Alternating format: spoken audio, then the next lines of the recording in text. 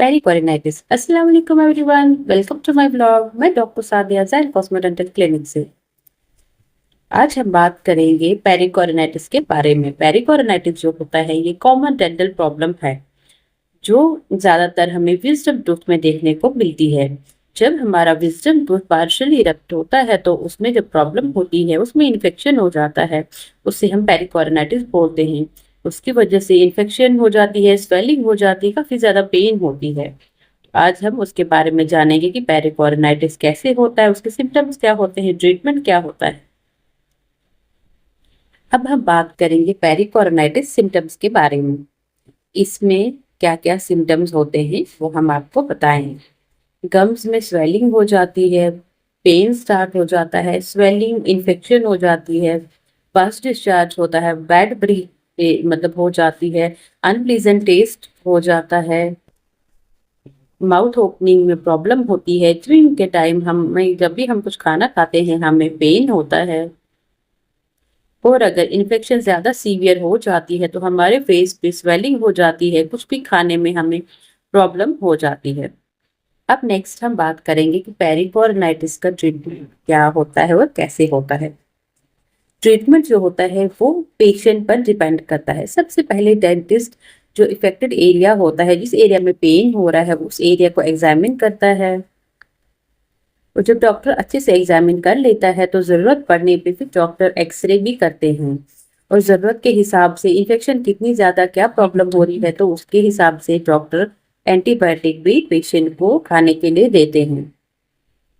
Doctor की advice के मुताबिक जो भी मेडिसिन डॉक्टर ने दी होती है वो मेडिसिन अच्छे से यूज करना बहुत इंपॉर्टेंट होता है। माउथ वॉश यूज करना बहुत इंपॉर्टेंट होता है, क्योंकि जो पेरिकार्डिटिस वाला एरिया है उसमें जो होता है दांत के ऊपर एक गम का फ्लैप होता है, उसमें अगर फूड लॉजमेंट होती है तो बहुत ज्यादा पेन होना स्टार्ट हो जाती है। अगर गम फ्लैप जो होता है वो बार बार आपको प्रॉब्लम क्रिएट कर रहा है तो कुछ केसेस में क्या होता है कि उस फ्लैप को रिमूव करने का प्रोसीजर डॉक्टर करते हैं। और अगर विजडम टूथ जो होता है वो प्रॉपर पोजीशन में इरप्ट नहीं हुआ होता है तो डेंटिस्ट अच्छे से एग्जामिन करने के बाद उस दांत को एक्सट्रैक्शन भी प्रिस्क्राइब करते हैं कि इस दांत को हमें एक्सट्रैक्ट ही करना पड़ेगा, क्योंकि जो थर्ड मोलर होता है वो इरप्शन के टाइम कभी कभार अलग अलग पोजीशन में इरप्ट होता है। अगर उसकी सीधी नॉर्मल पोजीशन में हो तो उसमें ज्यादा प्रॉब्लम नहीं होती है, बट अगर उसका एंगल चेंज हो तो उसको एट द एंड एक्सट्रैक्ट ही करना पड़ता है, क्योंकि वैसे भी जो ये थर्ड मोलर होता है नॉन फंक्शनल टूथ होता है। इसलिए थर्ड मोलर को इरप्शन के टाइम प्रॉब्लम हो तो एक्सट्रैक्ट करना बेहतर है। जो पेरिकोरिनाइटिस प्रॉब्लम जो होती है हम उसकी प्रिवेंशन कैसे करें।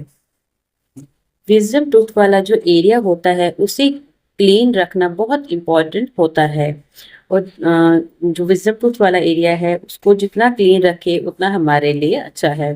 बार बार ब्रशिंग करें, माउथ वॉश यूज करें, जो आपको डॉक्टर ने प्रिस्क्राइब किया हो, इंटरडेंटल ब्रश यूज करें। मतलब सबसे इम्पोर्टेंट यही है कि उस एरिया को क्लीन रखना ही रखना है। कभी कभार क्या होता है कि थर्ड मोलर में बहुत ज्यादा पेन होता है, विजडम टूथ में बहुत ज्यादा पेन होता है, क्योंकि उसके ऊपर फ्लैप होता है, बट पेशेंट डॉक्टर के पास नहीं जाते हैं।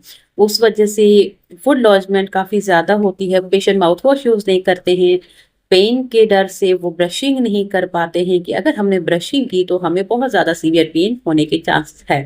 बट ऐसा कुछ नहीं है, अगर आप ब्रशिंग करेंगे तो उस एरिया को क्लीन रखने में आपको बहुत ज्यादा हेल्प मिल सकती है।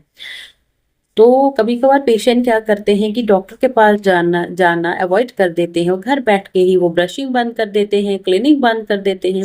उस वजह से पेन और ज्यादा बढ़ जाती है।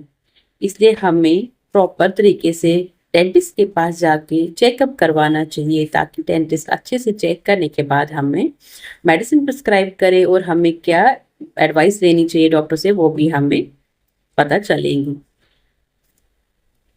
For dental consultation and treatment visit Saint Cosmo Dental clinic. अगर आपको हमारी वीडियोस यूजफुल लगती है तो हमारी वीडियोस को लाइक करें, हमारे यूट्यूब चैनल को सब्सक्राइब करें और हमारे पेज को फॉलो करें। मिलते हैं नेक्स्ट इन्फॉर्मेटिव वीडियो के साथ। अल्लाह हाफिज।